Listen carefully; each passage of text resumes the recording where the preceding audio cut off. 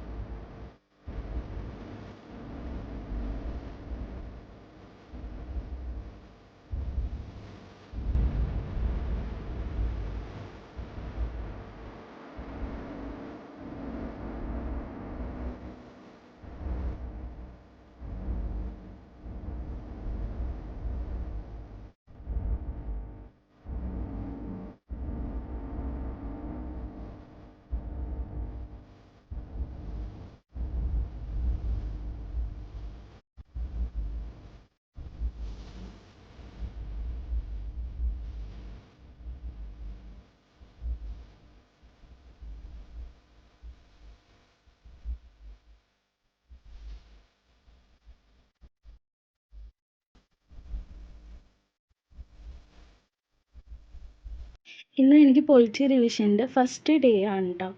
അപ്പോൾ പൊളിറ്റി എന്ന് വെച്ചാൽ നിങ്ങൾക്കറിയാലോ UPSCയിൽ പ്രിലിംസിനായാലും മെയിൻസിനായാലും ഇമ്പോർട്ടൻ്റ് ആയിട്ടുള്ളൊരു സബ്ജക്റ്റാണ്.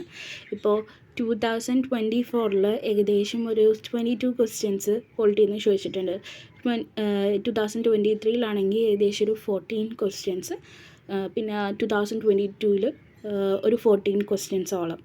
പിന്നെ ഏത് വർഷം പൊളിറ്റിയിൽ നിന്ന് കൂടുതൽ ക്വസ്റ്റ്യൻസ് ചോദിക്കുന്നോ ആ വർഷം നമുക്ക് ആ വർഷത്തെ പേപ്പർ നമുക്ക് ഈസി ആയിട്ട് തോന്നാറുണ്ട്. ഇപ്പം കാരണം എന്താണെന്ന് വെച്ചാൽ ഇപ്പോൾ കമ്പയറിങ് ടു എക്കണോമിക്സ്, ഇപ്പോൾ എക്കണോമിക്സ് ആയിട്ട് കമ്പയർ ചെയ്യുകയാണെങ്കിൽ ഇപ്പോൾ എക്കണോമിക്സ് എന്ന് പറഞ്ഞിട്ടുണ്ടെങ്കിൽ അത് വളരെ ഡൈനാമിക് ആയിട്ടുള്ളൊരു സബ്ജക്റ്റാണ്. പോരാത്തതിന് നമുക്കൊരു സിംഗിൾ സോഴ്സസിൽ മാത്രം എൻറ്റയർലി ഡിപ്പെൻഡ് ചെയ്യാൻ പറ്റത്തില്ല. അതായത് ഇപ്പോൾ നമുക്ക് സ്റ്റാൻഡേർഡ് ബുക്കായിട്ട് പലവരും പല ബുക്ക് ഫോളോ ചെയ്യുന്നുണ്ടാവും. രമേശ് സിംഗ് ഉണ്ട്, നിതിൻ സിംഗാണി ഉണ്ട്, മൃണാൾ സാറിൻ്റെ ബുക്കുണ്ട്, പിന്നെ വേറെയും ഓതേഴ്സുണ്ട്, കുറേ ബുക്കുണ്ട്. പക്ഷേ ഇതിൽ നിന്നെല്ലാം നമുക്കൊരു എക്കണോമിയിലെ ഒരു ബേസിക് ഇൻഫർമേഷൻ മാത്രമേ നമുക്കതിൽ നിന്ന് കിട്ടുള്ളൂ. അതായത് എന്താണ് ഇൻഫ്ലേഷൻ, എന്താണ് ഫിനാൻഷ്യൽ മാർക്കറ്റ്, എന്താണ് RBI, എന്താണ് RBIയുടെ ഫങ്ഷൻസ്, കാര്യങ്ങൾ, പിന്നെ അങ്ങനത്തെ കുറച്ച് കാര്യങ്ങളാണ് നമുക്ക് കിട്ടുന്നത്. പക്ഷേ എക്കണോമിക്ക് നമുക്ക് അത് മാത്രം റെഫർ ചെയ്താൽ പോരാ, നമുക്ക് കറണ്ട് അഫയേഴ്സ് നന്നായിട്ട് നോക്കണം. ഇപ്പോൾ കറണ്ട് അഫയേഴ്സിൽ തന്നെ ഇപ്പോൾ ഇൻ്റർനാഷണൽ ഓർഗനൈസേഷൻസ് ഉണ്ടല്ലോ, ചിലപ്പോൾ ഇൻ്റർനാഷണൽ ഓർഗനൈസേഷൻ്റെ തന്നെ ചിലപ്പോൾ ഇപ്പോൾ IMFൻ്റെയൊക്കെ ക്രെഡിറ്റ് ഇൻസ്ട്രുമെൻറ്റ്സിനെ കുറിച്ച് ചോദിച്ചിട്ടുണ്ടായിരുന്നു. ഐ തിങ്ക് 2022 എന്ന് തോന്നുന്നു. സോ അങ്ങനത്തെ രീതിയിലൊക്കെ ഉള്ള ക്വസ്റ്റ്യൻസ് നമുക്ക് എക്സ്പെക്റ്റ് ചെയ്യാം. പിന്നെ എന്താണെന്ന് വെച്ചാൽ നമ്മൾ എക്കണോമിക് സർവേ നല്ല രീതിക്ക് നോക്കണം, പിന്നെ ബഡ്ജറ്റ് നല്ല രീതിക്ക് നോക്കണം. സോ ഇതിൻ്റെ ബേസിസിലായിരിക്കും എക്കണോമിക്ക് നിന്ന് ക്വസ്റ്റ്യൻസ് വരിക.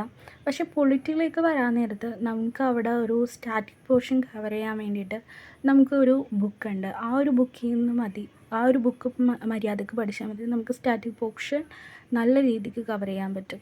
ഇപ്പം ഞാൻ മേക്ക് ചെയ്യുന്നത് പൊളിറ്റിയുടെ നോട്ടാട്ടോ. എനിക്ക് പൊളിറ്റിക്ക് നോട്ട് വേണം, എനിക്ക് നോട്ടില്ലാതെ പറ്റത്തില്ല. എനിക്കിപ്പോൾ പ്രിലിംസിനായാലും ഇപ്പം മെയിൻസിനായാലും ശരി, എനിക്ക് അതിൻ്റേതായിട്ടുള്ള നോട്ട്സ് ഉണ്ടെങ്കിലേ പറ്റുള്ളൂ. ഇപ്പോൾ ചിലരൊക്കെ ഉണ്ടാവും ഈ നോട്ട്സ് മേക്ക് ചെയ്യാത്തവർ പൊളിറ്റിക്ക് വേണ്ടിയിട്ട്. ഒരു ലക്ഷ്മികാന്ത് മാത്രമായിരിക്കും, അതായത് അത് നോട്ട് സെപ്പറേറ്റ് മേക്ക് ചെയ്യില്ല, അത് തന്നെയായിരിക്കും, ആ ബുക്ക് തന്നെയായിരിക്കും അവർ ഡിപ്പെൻഡ് ചെയ്യുന്നത്. പക്ഷേ എനിക്ക് അങ്ങനെ പറ്റത്തില്ല, എനിക്ക് നോട്ട്സ് ഉണ്ടായാൽ മാത്രമേ പറ്റത്തുള്ളൂ. പക്ഷേ എനിക്കിത് കുഴപ്പമില്ല, എനിക്കിത് അഡീഷണൽ അഡ്വാൻറ്റേജും കൂടിയാണ്. കാരണം ഞാൻ എഴുതി പഠിക്കുന്ന ഒരാളാണ്. ഇപ്പോൾ എഴുതിയെന്ന് വെച്ചിട്ട് എനിക്കൊന്നും സംഭവിക്കാൻ പോകുന്നില്ല, എൻ്റെ നോളജ് കൂടിയേ ഉള്ളൂ. ഇപ്പോൾ നോട്ട്സ് ഉണ്ടാക്കുമ്പോൾ തന്നെ ഇതിന് ഓരോ ചാപ്റ്ററിൻ്റെ, അതായത് ഓരോ ചാപ്റ്ററിലും ഓരോരോ സുപ്രീം കോടതിയുടെ ഒരു കേസസ് ഒക്കെ ഉണ്ടാവുമല്ലോ. അപ്പം ഞാൻ എന്ത് ചെയ്യുമെന്ന് വെച്ചിട്ടുണ്ടെങ്കിൽ ഇപ്പോൾ നോട്ട്സൊക്കെ ഉണ്ടാക്കുമ്പോൾ ഈ പല പേജസിലല്ലേ കിടക്കുന്നത്, അതായത് പല ചാപ്റ്ററിലും ആയിട്ടാണ് കേസസ് എല്ലാം കൂടി കിടക്കുന്നത്. സോ ഞാൻ എന്ത് ചെയ്തെന്ന് വെച്ചിട്ടുണ്ടെങ്കിൽ ഇപ്പോൾ ഫണ്ടമെൻ്റൽ റൈറ്റിനെ കുറിച്ചിട്ടുള്ള കേസസ് എന്ന് പറഞ്ഞിട്ട് ഫുൾ ലിസ്റ്റ് കേസസ് അങ്ങനെ എഴുതി, അങ്ങനെ ഓരോ ഇതിനെക്കുറിച്ചിട്ടും അങ്ങനെ കേസ് എഴുതി. പിന്നെ കോൺസ്റ്റിറ്റ്യൂഷനിൽ മെൻഷൻ ചെയ്തിട്ടില്ല എന്ന് പറഞ്ഞ കാര്യങ്ങളൊക്കെ അതൊക്കെ എടുത്ത് എഴുതി വെച്ചിട്ടുണ്ട്. കാരണം എപ്പോഴും UPSC ഇങ്ങനെ ചോദിക്കും, ഇത് കോൺസ്റ്റിറ്റ്യൂഷനിൽ മെൻഷൻ ചെയ്തിട്ടുണ്ടെന്ന് UPSCയിൽ എപ്പോഴും ചോദിക്കും. അപ്പം അങ്ങനെ ചോദിക്കുന്നുണ്ടെങ്കിൽ നിങ്ങൾ ഓർത്തോ, അതായത് UPSCയുടെ ക്വസ്റ്റ്യൻ പേപ്പറിൽ കോൺസ്റ്റിറ്റ്യൂഷനിൽ ഇന്ന കാര്യം കോൺസ്റ്റിറ്റ്യൂഷനിൽ മെൻഷൻ ചെയ്തിട്ടുണ്ടെന്ന് പറഞ്ഞു കഴിഞ്ഞിട്ടുണ്ടെങ്കിൽ ഒരു 90% അത് ആ ഒരു ഓപ്ഷൻ തെറ്റായിരിക്കും. പക്ഷേ എങ്കിലും നിങ്ങൾ നിങ്ങളുടെ ഷോർട്ട് നോട്ട്സിൽ അതൊന്ന് മെൻഷൻ ചെയ്ത് വെക്കുക. അതായത് പൊളിറ്റിയിൽ ഇപ്പോൾ ലക്ഷ്മികാന്തി തന്നെ അവരെടുത്ത് പറയുന്നുണ്ട് ഇന്ന കാര്യം മെൻഷൻ ചെയ്തിട്ടുള്ള. ഇപ്പോൾ ഞാൻ ഫണ്ടമെൻ്റൽ റൈറ്റ്സ് പഠിച്ചുകൊണ്ടിരുന്നപ്പോൾ അൺടച്ചബിലിറ്റി, ഈ അൺടച്ചബിലിറ്റി എന്ന് പറയുന്ന വാർഡ് കോൺസ്റ്റിറ്റ്യൂഷനിൽ മെൻഷൻ ചെയ്തിട്ടില്ല എന്ന് എടുത്ത് പറയുന്നുണ്ട്. സോ ഇങ്ങനത്തെ കുറേ കാര്യങ്ങളൊക്കെ ഉണ്ടല്ലോ, ഇതൊക്കെ നോട്ട് ചെയ്ത് വെക്കുക. പിന്നെ ഞാൻ ഈ വീഡിയോ എഡിറ്റ് ചെയ്യുന്നത് പല ദിവസങ്ങളായിട്ടാട്ടോ. വേറെ ഒന്നുമല്ല, തിരക്കായത് കാരണമാണ്. ഒരുപാട് കാര്യങ്ങൾ പഠിക്കാനുണ്ട്, റിവൈസ് ചെയ്യാനുണ്ട്. പിന്നെ PT 365 റിവൈസ് ചെയ്യണം. അങ്ങനെ കുറേ കാര്യങ്ങളൊക്കെ മുമ്പിലുണ്ട്. എനിക്ക് ബ്രേക്ക് ടൈമിലാണ് ഞാൻ ഈ വീഡിയോ എഡിറ്റിങ്ങും കാര്യങ്ങളൊക്കെ ചെയ്യുന്നത്. സോ അതിൻ്റേതായിട്ടുള്ള ഡിഫക്ട്സ് കാര്യങ്ങളുണ്ടാകും, ചിലത് ഞാൻ മറന്നു പോയിട്ടുണ്ടാകും. സോ എന്നോട് ക്ഷമിക്കുക. സോ അത്രേ ഉള്ളൂ ഇന്നത്തെ വീഡിയോ. അടുത്തൊരു വീഡിയോ ആയിട്ട് കാണുന്നവരെ ബൈ.